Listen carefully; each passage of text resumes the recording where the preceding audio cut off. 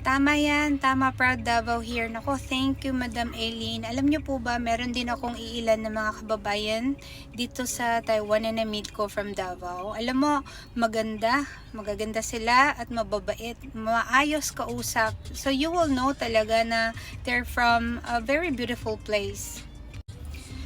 And hindi lang po yan, meron po akong isang kakilala na talagang napaka-close sa akin at ilang beses na po siyang pumunta dyan sa Davao.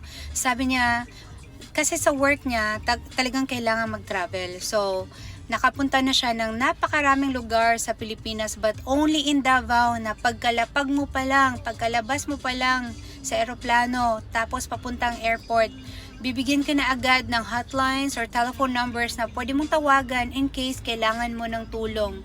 Yan ang Tatak Davao.